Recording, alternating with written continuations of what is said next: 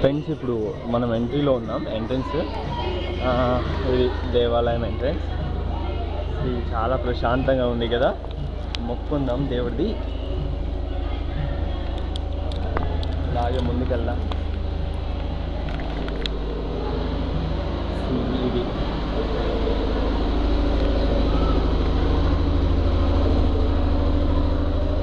చాలా పైకి ఉంది కదా, చూడడానికి కూడా చాలా పైగానే అనిపిస్తుంది. అండ్ ఇది మన కోటప్పకొండ ఎంట్రన్స్ అనమాట. అంటే ఎంట్రన్స్ ఇది ఎంట్రన్స్ ఇది అయిన తర్వాత ఇది ఎంట్రన్స్ మెయిన్ డోర్.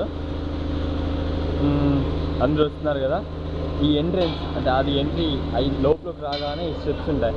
ఇలా స్టెప్స్ ఎక్కుకొని మనం వెళ్తే కనుక ఇవి చూసారు కదా, ఇవన్నీ బొట్లు, ఇవి మొక్కు అంట. అంటే చాలామంది మొక్కుని వస్తారంట. సో వాళ్ళకి ఏవైనా సక్సెస్ అయితే, అంటే నమ్ముకున్నవి అన్నీ సక్సెస్ అయితే కనుక ఇలా మొక్కు తీర్చుకుంటారు. సో వచ్చేసాం. ఇది గ్రేట్ కోటప్పకొండ టెంపుల్. మనకి కనిపిస్తున్నారా? కర్ణాటకలో బసవేశ్వర స్వామి అంటారు, మరి తెలుగులో ఏమంటారు నాకు తెలియదు.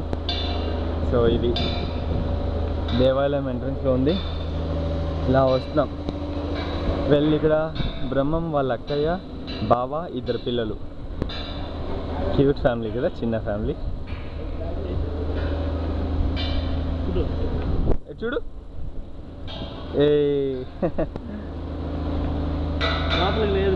లోపల లేదా? ఓకే, ఇక్కడ స్టాప్ చేస్తాను. ఇది కోటప్పకొండ టెంపుల్ గుట్ట మీద. చూద్దాం ఇంకా ఏమేమి ఉన్నాయి.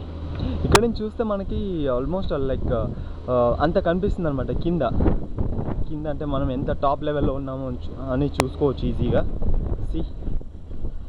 చాలా పైకి వచ్చాం కదా, అంటే టెంపుల్ ఉన్నది పైకి ఉంది అనుకోండి. అఫ్కోర్స్ ఇది గోల్డెన్ టెంపుల్ లాగా ఉందండి. మా ఫ్రెండ్ చెప్తున్నాడు ఎంత త్వరగా అయితే అంత త్వరలో ఇది కూడా గోల్డెన్ టెంపుల్ అవుతుంది అని. బై గాడ్ గ్రేస్ అయితే అందరికీ హ్యాపీనే కదా. మళ్ళీ ఇంకొకసారి గోల్డెన్ టెంపుల్ చూడడానికి వద్దాం. అదిగో విఘ్నేశ్వరుడు. అంటే జూమ్ చేస్తే ఇది క్లారిటీ రాదనుకుంటా, అయినా ట్రై చేద్దాం.